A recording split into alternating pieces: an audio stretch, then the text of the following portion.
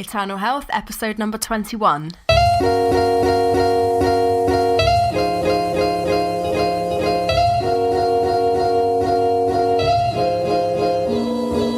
You're listening to the Eternal Health Podcast, where we discuss God's great design for your life in body, mind, and spirit. Your host is Laura Rimmer, who's a plant-based nutritionist, author, speaker, and health coach. Looking for yoga tips or the latest protein shake recommendations? Sorry, you're in the wrong place. If you're ready for no-nonsense, multi-layered health expertise, drawing on evidence-based nutrition and biblical principles, welcome to Eternal Health. For show notes and to download your free 5-minute Optimum Health Scorecard, please visit laurarimmer.com. Enjoy the show. Hi there, welcome back to Eternal Health. It's Laura Rimmer here, your host.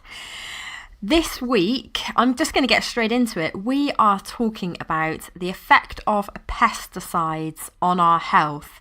It's a hotly debated topic, and the reason why I'm talking about this today is because I spoke at an event last week. I was doing a health talk, an hour's health talk at a yacht club locally, and the question kept coming up. A lady kept asking a question related around pesticides.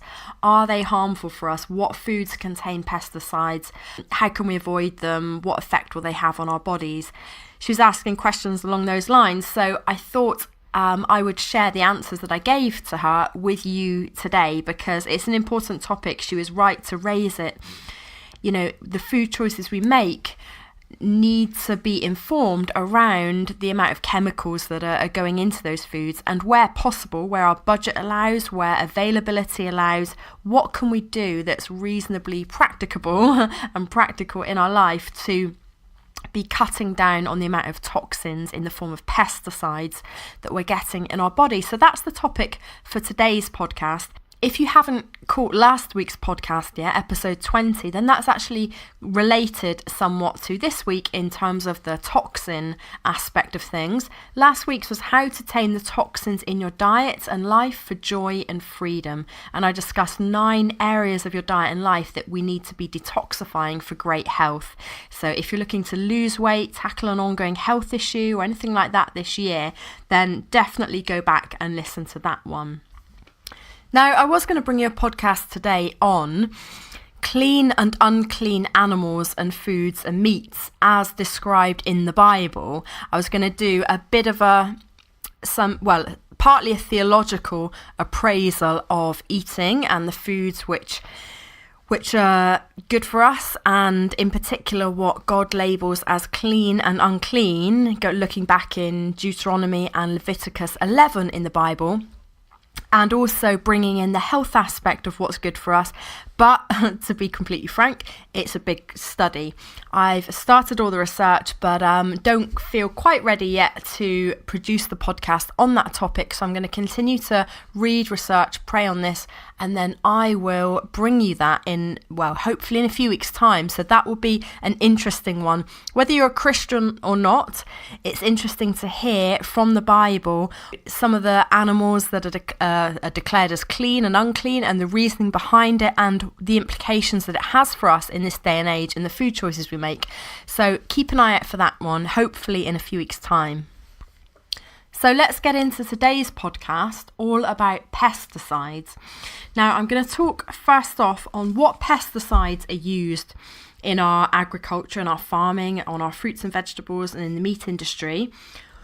What harm that those pesticides can cause, so why we should be concerned about them. And then we're going to look at the worst foods, so a list of the top foods that contain a lot of pesticides, and that, we need to be thinking about how we buy them, where we buy them, what types of those foods we buy, like organic or non-organic. So I'll be giving you some solutions to avoiding those foods and replacing them. And then we'll be rounding it all up to give you a mini plan, if you like, on things we should be eating more of, things we should be avoiding, and some solutions to get around the issue of so many pesticides. Not that we can fully get around it, but a strategy at least to try and minimise the amount of pesticides in our foods, in our families' foods that we're giving to our children and loved ones. Okay, so let's start with just a brief overview of the 5 most common pesticides found in food. So number 1 is glyphosate, and this is also known as Monsanto's Roundup. So obviously the hotly the very contentious company Monsanto that's responsible for a lot of genetically modified soybeans around the world, and for genetic modification of foods. So this pesticide, glyphosate, is used on genetically modified soy, corn, canola and cotton, as well as home gardens and parks. Glyphosate has been linked to birth defects, neurological disorders, fertility issues and cancer. So that's number 1. Number 2 is atrazine, which is a weed killer. It's used a lot in the US, and especially on sweet corn in the kind of Midwest area of the States. So this pesticide is an endocrine disruptor, and it increases the risk of birth defects, again, infertility and possibly cancer. Number 3 is chlorpyrifos, and this can be found on cotton, almonds, oranges, apples and corn crops. It has a wide range of health effects, from mild headache to more serious conditions such as respiratory paralysis and a high risk of ADHD. Then we've got metolachlor. This is a herbicide and is recognised as causing cancer, and it's used again on corn, soy, as well as lawns and trees. So people use these in their gardens as well, and on public gardens and lawns and things. And then number 5 is metamsodium, and this pesticide is used as a fumigant and is applied usually to potatoes. And I've heard farmers tell me that sometimes potatoes are sprayed up to 15 times with this stuff. So that's a lot, isn't it? And it can have side effects like nausea, difficulty breathing, vomiting, hormone disruption, and again, birth defects. And just to give you a bit of information on, the extent of pesticides on our crops and in our farms, a single sample of strawberries in this particular research study showed 13 different pesticides. 98% of the peaches tested in this research tested positive for at least one pesticide residue. 99% of the tested samples turned out to have pesticide residues. So out of everything tested, 99% had pesticide residues. So yeah, it's a big issue for our produce, for our foods. So other health conditions linked with pesticide use is obesity and diabetes, Parkinson's disease, infertility and birth defects that we've seen a lot, haven't we? Autism and cancer. So this isn't a minor issue here. This is a major issue of our current age. The fact that farms are using so many pesticides in such large quantities, and it's linked categorically with different diseases that are making us ill. It's going to affect our future generations when there's birth defects. And we've seen such a rise in things like ADHD, autism, cancer, Parkinson's, diabetes, obesity. So all these things, we only have to look around and say, there is a prevalence of these illnesses and diseases.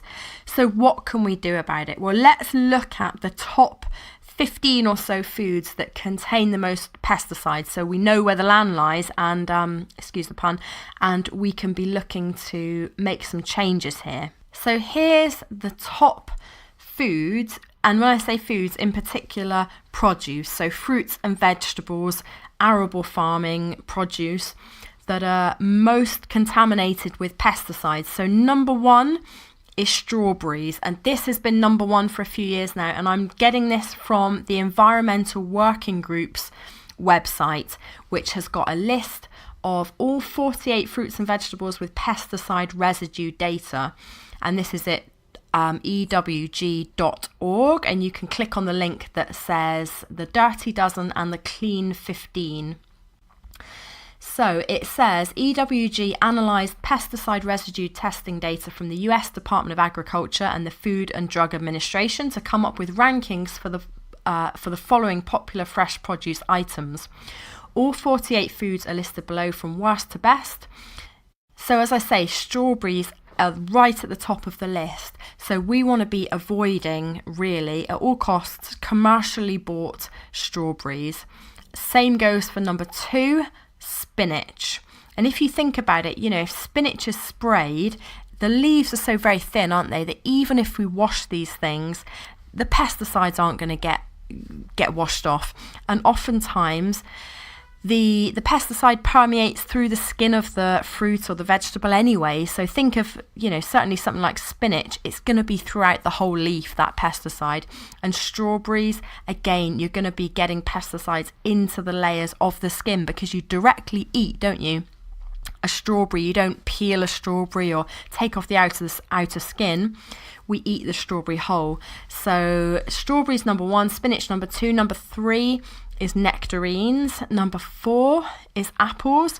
So with something like an apple, you could say to yourself, well, what about if I took the skin off the apple?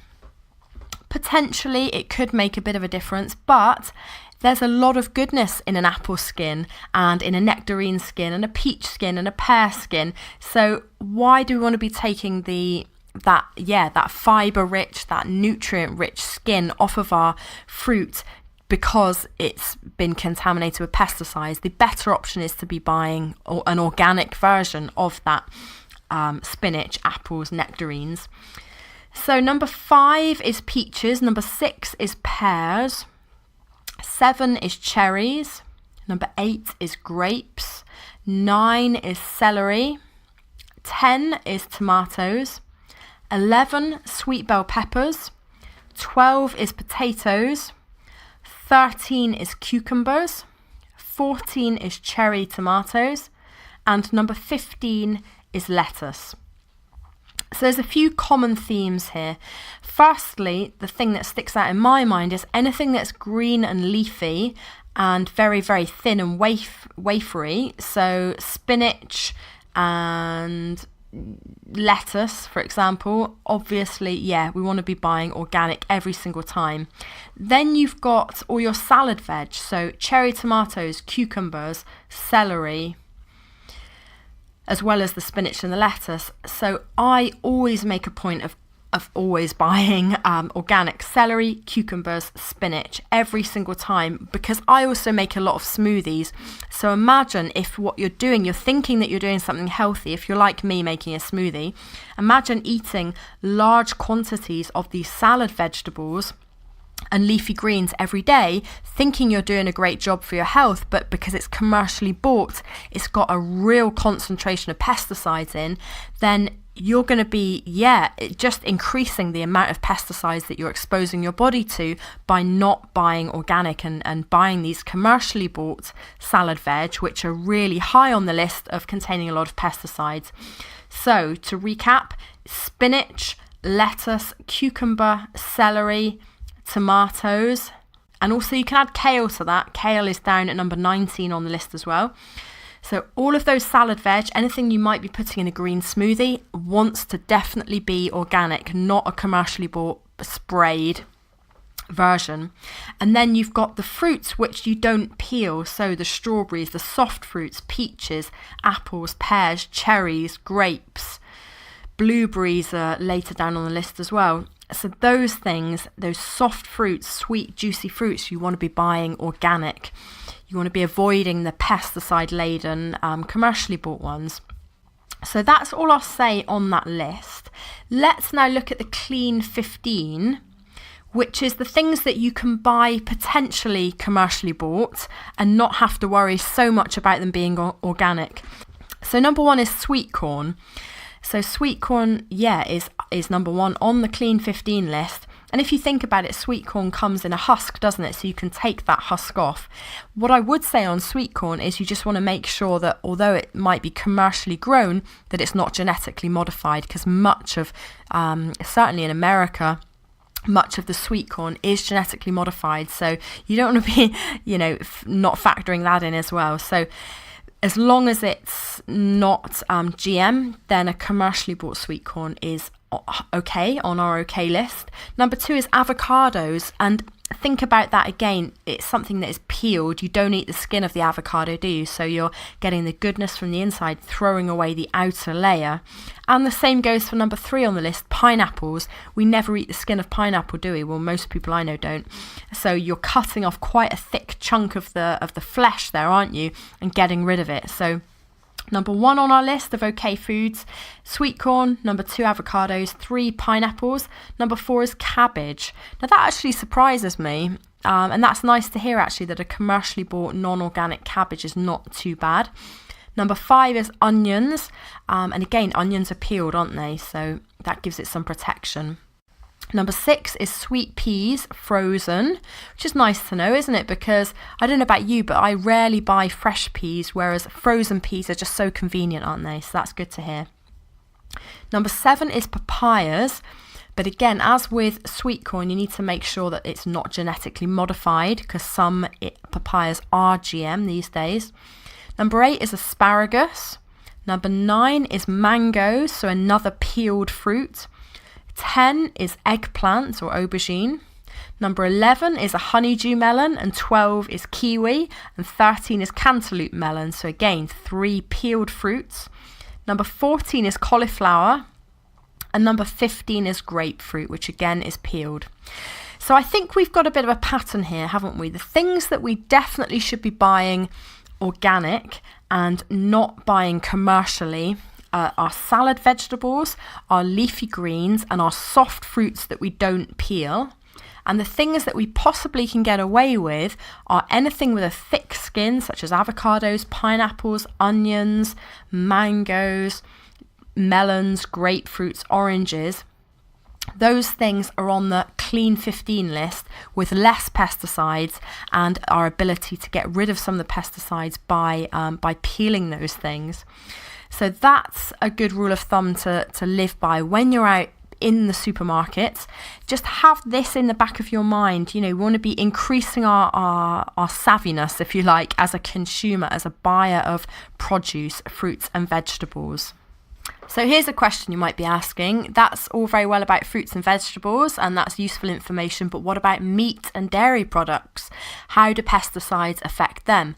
And if you're asking that question, then that's a smart question to ask, and not many people do. They just assume that meat and dairy are fine, and it's just the fruits and veg and things and grains that are affected. So then that they feel that gives them carte blanche to go out and eat lots and lots of meat and dairy products. But just hold your horses on that, because meat actually and dairy products are oftentimes found to have more pesticides than their fruit and vegetable counterparts even. And there's a reason for that, a number of different reasons. Firstly, what are the animals eating? The animals are eating the lowest of the low quality of food. You know, you'd be shocked if you knew what went into a lot of animal feed. There's been all sorts of stuff found, not least, you know, fecal matter and blood and guts of other animals and things, and diseased animals. So, and they're given genetically modified feed a lot of the time. So anything that that animal is eating is going to then be concentrated in that animal's fat and muscle tissue. So that's exactly what happens. Many times there is a higher concentration of pesticides found in meat and dairy. So for example, the pesticide dieldrin is found to be, the top source of that is dairy eggs and meat are the top sources, whereas something like apples and peaches are found to be the top source of endosulfan, for example. So some things, fruit and vegetable, are more highly concentrated in pesticides, but for a lot of them, meat and dairy are actually the worst offenders in providing us with these pesticides when we eat them. So what are the solutions then? What are our solutions to be smart and trying to minimize the amount of pesticide intake that we have in our life? And especially when we think about our children, you know, small little people taking in these harmful chemicals that cause things like ADHD, autism, cancers. We want to be really giving our next generation a fighting chance here, because just to give a little bit of context or history, this really has grown massively, the pesticide use in farming, since the 1970s. So less than 50 years. So it's going to be generations before we actually see the full extent of the harmful effects here. So our generation now, we need to be doing something now before all the reports come out in 10, 20 years time saying, yeah, these were really super harmful and here's the full wave of the effects. We want to be ahead of the game here and being able to take action now. So what can we do? The obvious one is to eat organic foods. Organic foods, it doesn't mean that they're completely free of any sprays or anything, but oftentimes they might be sprayed with things like alcohol or much less harsh, not harsh chemicals that aren't going to harm us. So I, for example, will always buy organic leafy greens, so spinach, kale, and then all the salad veg that we talked about, I always buy organic. And I used to buy, so things like cucumbers, celery, I used to go to a local supermarket and buy lots of them because they were cheap and juice them and smoothie them. I now take a different stance. I now buy quality over quantity. So I buy organic every single time. And I'd much rather have 1 or 2 organic cucumbers in a week in my smoothies with my husband than 3, 4 or 5 commercially bought cucumbers that are laden with pesticides. So go for quality over quantity, especially if price is a factor and your food budget. And yeah, definitely all those foods on the Dirty Dozen, you want to be buying organic. The ones on the Clean 15, so your pineapples, your avocados, those type of things, feel free to be a bit more lenient with them, and then use that money that you've saved from buying commercially bought things and put that towards higher quality, maybe lower quantities of the organic other produce. So apples, again, I always buy organic. Pears, cucumbers, tomatoes, all those soft, fleshy things that you're not going to peel, I will always buy organic. Potatoes is another one. Can you buy your potatoes in bulk from your local farmer, organic ones? Because they're going to be pretty cheap. Another solution for overcoming pesticides, certainly on the things where the pesticide doesn't permeate through the whole of the produce. So I wouldn't do this for your spinach and leafy greens and things, but maybe something, let's say a potato, you could use a salt wash, and that's actually been found to be much, much more effective than these vegetable washes that you can buy. They've been shown to actually be pretty ineffective. Some people say use vinegar. That can be good as well, but even better than that, studies have shown, is a salt wash where you have 1 part salt, 9 parts water, and just rinse off the fruit or the vegetables in that salt water and then wash it again with fresh water, and that removes a lot of the pesticides. So there's a nice little simple solution, isn't there? You're going to be washing your fruit and veg anyway, so why not add in a tablespoon or so of salt and get rid of a lot of the pesticides. Now, in terms of meat and dairy, you don't want to be washing off your meat because actually we're advised to not wash meat because it can spread harmful bacteria around your kitchen, around work surfaces and things. So that is actually a food hazard to be washing meat and dairy products. So what can you do? Again, cooking doesn't actually get rid of pesticides either. In many cases, it's been shown to actually increase the effect of pesticides. So I'm a vegan, so my simple solution would be don't eat meat and dairy and cheese and things. But if you are inclined to be eating meat and dairy, for other health reasons, I would say you want to be keeping those to a relative minimum, and do go back and listen to previous podcasts on this subject of why meat and dairy aren't particularly healthy for us and what we can be eating instead. But if you are going to be eating meat and dairy, then I would say choose your cuts wisely. Again, go for the quality over quantity model. So don't be buying fast food, burgers, pizzas with pepperoni and commercially produced ham and things. Avoid those types of things and go for a high quality cut of an organic grass-fed steak or lamb cutlet or something like that. I would be avoiding pork altogether, because it's a very unclean food in the sense of its health risks, but also, and I will talk about this in a future episode, in the Bible they're declared as unclean foods, pigs. So that's a topic for another discussion, as I mentioned at the beginning of the podcast. But I would be avoiding pork because it's riddled with bacteria and you don't want to be adding pesticides into that mix. So let's wrap this up then. So what we've learned is that there are a list of 15 worst offenders in commercially bought produce, fruits and vegetables. The worst ones for pesticide contamination include your salad type vegetables, leafy greens and soft fruits. There's a list of 12 or so foods that you can buy with much less risk of taking in pesticides, and they tend to be your fruits and vegetables with a hard skin on that you can take off, that you can cut off or peel away.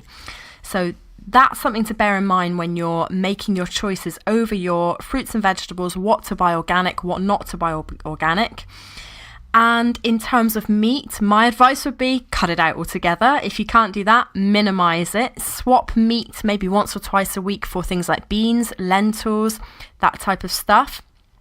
If you are going to buy meat and dairy, always buy organic, because they are oftentimes the worst offenders with the amount of pesticides in if you're buying commercially bought milk, cheese and meat. So go for quality over quantity would be my overarching advice, I would say.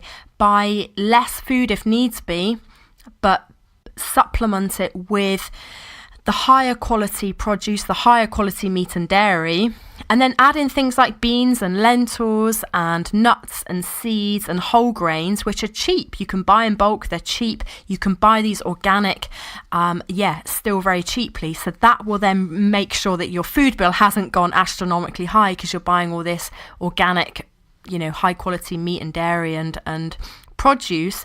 If you supplement it with the whole grains and the pulses, that will make sure that it pretty much evens out. And that's been my experience. It's been the experience of my coaching clients as well.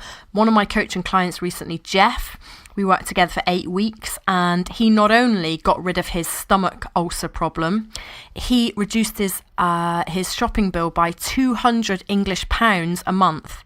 That's a lot of money. That's a saving of £200 a month. So yeah, it doesn't have to be astronomically expensive by any means at all. So I hope that helped today. I hope that's given you some good information that you can practically put into action right away with you and your family. Okay, so to round off, I want to point you to my 5-day Tame Your Toxins challenge that I'm starting next week on Monday, the 26th of February. And if you go to laurarimmer.com/TYT, then you can get your Tame Your Toxins 9-point checklist, and you can join our Facebook group, and you'll receive daily emails on how to tame your toxins over 5 days. We'll be addressing things like how to heal your gut, the truth about keto diets, plant-based diets, protein, how to detoxify your whole body and lose weight. So do join us. And if you want me to coach you personally, then do reach out as well, laura@laurarimmer.com. And I'm going to leave you with just a very short verse from scripture. It's Psalm 104 verse 14. You cause the grass to grow for the livestock and plants for man to cultivate, that he may bring forth food from the earth. Thank you for listening to today's episode. Do share it with your friends and family. Get the word of natural health with a biblical focus out there to people, because people need this stuff. So feel free to share it and subscribe, rate and review on iTunes. I'd appreciate that. And I will look forward to speaking to you again next week for another episode of Eternal Health. Bye for now. Thanks for listening to the Eternal Health Podcast. Go to laurarimmer.com to download your free Optimum Health Scorecard and find out your current health score, plus tips, coaching, and training on how to get slim, healed, and energized. Remember to subscribe, rate, and review on iTunes, and we'll catch you next time on Eternal Health.